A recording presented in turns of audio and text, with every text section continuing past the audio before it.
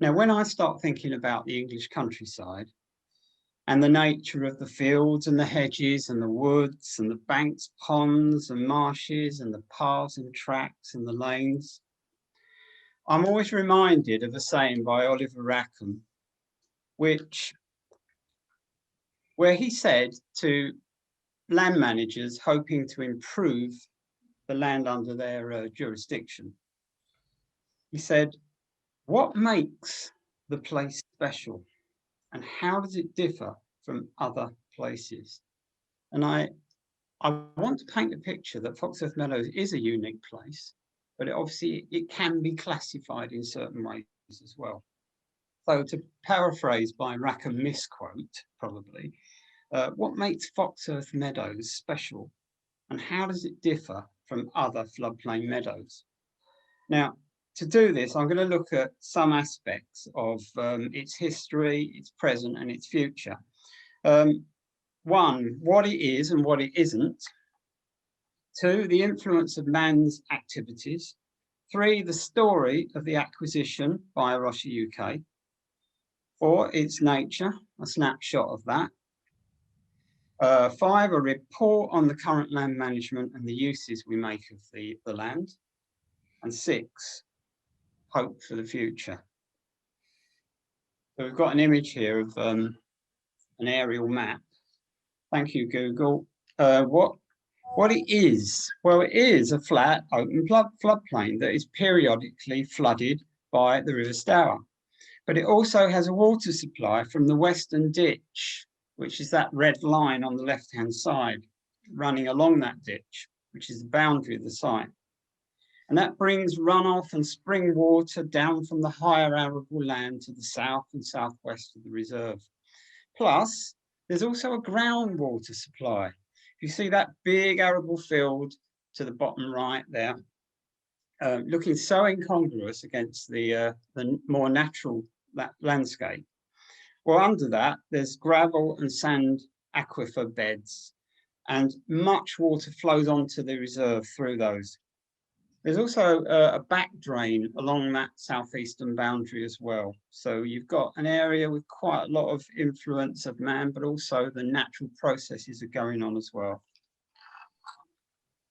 What it isn't, well, it's not a place which is managed for haymaking and grazing in the time-honoured fashion that many floodplain meadows would have been, which probably only still survives in a shrinking minority of meadows like this. Too few now, I'd say, since the war. Can we have the next slide, please? I want to have a look at the influence of man's activities. If you look at the two large water bodies, and I'm indebted to Gavin Morris, Maureen Morris's son, for these drone images. If you look at those two large water bodies, they're actually gravel pits dug in the 1980s, and they were used for day trout fishing. But as a consequence of them being dug, part of the meadow, all the gravel actually that was taken out, now sits under the Long Melford bypass a few miles away. The same owner who dug the pits also sadly ploughed the expanse of drier grassland to the north at the top of the picture towards the river, which is a bit of a shame really, and I think that's badly affected the plant life that we would be seeing if that hadn't have happened. The former drains which used to run across the reserve to the river are to a large extent either filled in or silted up. But water is actually diverted from that western ditch to the left of the picture. It's beneath the trees along that line. And water is diverted through a pipe into that island pond. You can see the island pond with that rather punk haircut looking island just there. That's the key to the flooding of the central part of the meadow, which you can see on this picture because it was taken in the winter when that central part always floods. Obviously, occasionally the river will flood the whole meadow, as I've already mentioned. Now, there's a plantation woodland running along the southern boundary. And there's a lot of willow regenerated scrub, which you can see on the western side. So man has imposed his will in various ways, but nature has exploited all of those new niches. I just want to have a look at the story of the acquisition by A Rocha UK. Now, in the spring-summer edition of the 2014 Root and Branch, what a great name that magazine's got. An appeal was made to supporters to buy the 12 acres that is now A Rocha UK's Foxearth Meadows Nature Reserve. Now, sitting on the Essex bank of the River Stour, the land became available in a serendipitous way. There was and is no strategy of the charity to actually purchase land, but here was an opportunity to have a place of retreat, outdoor learning, scientific research, community engagement, a place for people to explore and be restored, a place to express a Christian love for God's creation and to worship God there. Now, by the autumn-winter Root and Branch edition of 2014, that dream of buying the site came true. And if you look back at your old Root and Branches, which I've been doing to get this story, you'll see in the spring-summer 2015 edition, the story of the restoration of the meadow through the ownership of Maureen and Keith Morris. The moving story, and I would urge you to go and reread some of these old articles. And many thanks to those of you who responded to that appeal. Because without that episode, we wouldn't be sat here talking about the meadows now. Now, many of you will know Maureen. Could we have that next slide, please? Here she is, third from the left, with son Gavin, daughter Rebecca, and Gavin's partner Chloe. Gavin is following in he's definitely got his dad's genes. He is absolutely obsessed with gadgets. So when drones came on the market, he had to have one, which is great because we benefited from some of the shots. And if I could have the next slide, you can see how Gavin was playing around. And now he's looking down on the tops of their heads on the boardwalk. Talk more about that in a minute. You may know the story of how Keith, Maureen's husband, bought the land in 1997. You may not. But he and Maureen, both supporters of A Rocha, had an abiding love for God's creation and wanted, in Keith's words, to create oases for God's creatures in a greedy world. Okay, next slide, please. With Keith's untimely death in 2009, the land sat waiting, unmanaged. And eventually we find ourselves here today with that oasis where nature cycles on and we have a wonderful place to use and to communicate the wonder of creation and Christians and all people. And of course, while that land was sitting unmanaged, nature didn't know about man's management of land, and it's all in there still, cycling on. Could I have the next slide, please? Let's have a look, a brief snapshot of that wonder of creation that I just mentioned. Firstly, the meadows are still managed primarily for dragonflies and damselflies, as Keith originally envisioned. Now, we've recorded 23 species, and the photo on the bottom right is a broad-bodied chaser female, very recently taken in the last week by Albert Butcher, and I'm deeply indebted to Albert for many of the photos that he has supplied in recent times. It was a very welcome sighting because despite previous records prior to 2015, we hadn't recorded it at the reserve since then. So now it's turned up. I'm really, really pleased about that. And I'm hoping that we can have proof of breeding of this species as we do of many of the other 23. Now, at the bottom left there, you've got an insect named after the county it's actually residing in. So there's an Essex skipper. And it's the 24th species of butterfly that we recorded on the site. And I got this shot last year, and it's got a link with Keith, actually, because every picture tells a story. I had to stalk the insect and try and get it to look straight at me. And I shot it by zooming in with a little Sony compact camera through a handheld old projector lens that I found lying in Keith's study. It's not so much Heath Robinson, but a bit more maybe Keith Robinson or Morris. But I was quite chuffed to get that one, I must admit. Now, the image at the top left is kingfishers. Now, we're in the mid-70s for the number of birds recorded on the reserve, but you actually have a really good chance of seeing these birds. And we've got a pair here looking like they've just had a tiff.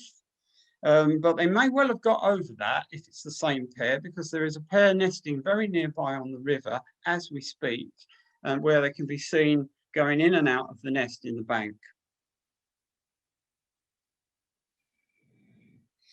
Aside from the 550 plus species so far recorded, and I've got a huge backlog of data to actually process, so we should soon get to 600 and rocket on beyond that. I left this one out of the records because seeing a red-necked wallaby looking for Queensland after being let out of its enclosure on the land next door to our reserve, which is managed not at all intensively and basically as a home for animals that need a home. So they're all sort of found in various plights, and this kind gentleman and his partner just have them on site. This one was released, I am told, by a dexterous and highly mischievous Shetland pony, which knew how to open the gate. Now, that's such a good story, I've just got to believe it. We've even had white wallabies seen on the lanes in the dead of night. So many people are wondering whether they have actually had one too many. For native wildlife on the site, though, we've got lots of monitoring programs up and running for the dragonflies and damselflies, for birds, including ringing, for butterflies, plants, aquatic invertebrates, and more. It's a major part of our operation to try and keep the science going and the recording on the reserve. The next image, please. The management of the reserve is now fully resumed. And through our team of volunteers, we're able to implement plan management on all the habitats. Now, this shot is one of the first jobs that was done after I started in 2015. It was a nettle patch. And thankfully, nettles do not like being mowed. So if you do mow them a couple of times, you soon get other plants to start to come in and dominate, and you get a much more mixed plant botany on the site. So there's one of the first jobs. We've got 20 plus volunteers that we can implement the management plan on the habitats, the community area, which we call Nightingale Corner, because it's close to where we last heard the nightingale in 2017. And also, we can apply soft engineering to the eroding riverbanks, a flexible approach to surface drainage of the meadows. There's a limitless amount of tasks that we can do, as long as we remember that we've got to do them for a specific purpose and not just for the sake of it. The reserve has been featured on Countryfile in 2017. And so bring on Spring Watch, please, I say. We've had several schools, primary schools visiting. We've had a summer holiday provision for a local secondary school. We've hosted 2 Year 11 girls this year on a work experience week. And I'm very indebted to Andy Jarrett's work for the continued development of our education work on the reserve. We've also got a student from Anglia Ruskin University, Cambridge, who's about to start collecting data for her final year dissertation. We host many and varied groups and events at the reserve. Pictured to the left is a local walking group from Holy Trinity Church, Long Melford. But we also have local history group have been before and will come again. We've had photography groups, art. We have our twice yearly outdoor worship services. We've had learning disability groups come, especially autistic adults, and do work parties. We've had the Wildlife Trust Watch groups for the children, Dedham Vale Youth Rangers, and many more. We've got a great relationship with Dedham Vale Area of Outstanding Natural Beauty, which also encompasses the Upper Stour Valley as part of its project. So what of the future? Well, it's not so much what we do or plan to do, but it's why we're doing it. And we'll do more of the same that's just been described. That's all fine. But I now realise that our work parties are not just so that we can get some free labour to do management tasks.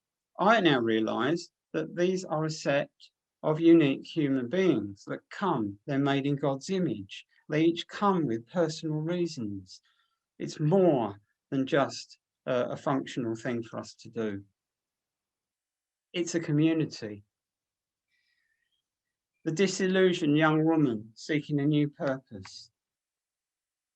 The 80-something man escaping briefly the tragedy he and his broken wife live with every day.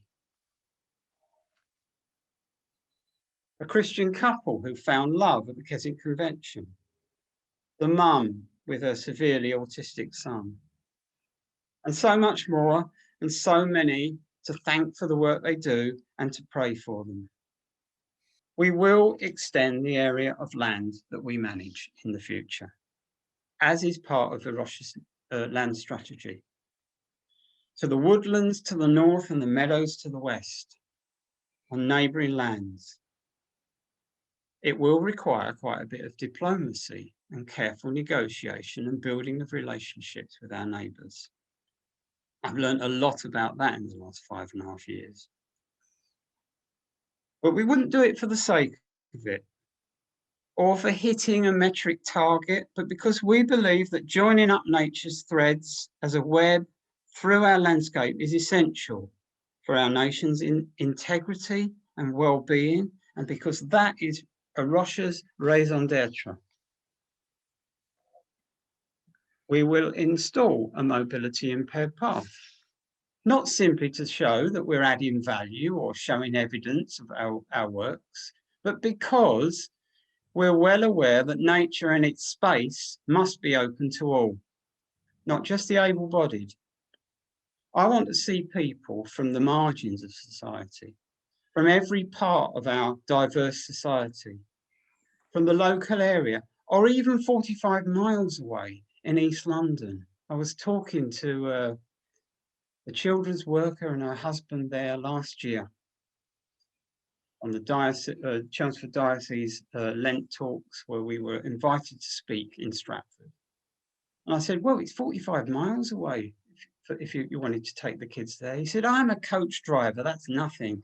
So I'm hoping that after COVID, we can rebuild that link and get the kids coming up from Stratford. That'd be wonderful. I want to develop our links, yes, with churches, with the diocese, with the synods, etc., of all the ramifications of Christian denominations, but also non-Christian, non-governmental organisations, the wildlife trusts, Dedham Vale AOMB, which I've already mentioned, the local section of the Professional Ecologists Organisation, SAE, or even the All-Party Parliamentary Group for Nature, which I'm involved with. Not just because our influence is imagined, but because our Christian witness will be realised and fulfilled as we do that. We do not deny that the news is not good, but we have a bright hope. Next slide, please. Can't get much brighter than blue sky. It will cost money, And we are very, very grateful to those who support the work at Foxearth Meadows. Many of you here today have done that. We're grateful for the money that was realised through the autumn 2020 reserve appeal and the ongoing financial support that we get, and vitally the prayer support that we know that we get. So what makes Foxearth Meadows special? I'll ask that question again, but I'm going to leave you to draw your own conclusions using the pictures perhaps that I've painted. Thank you very much.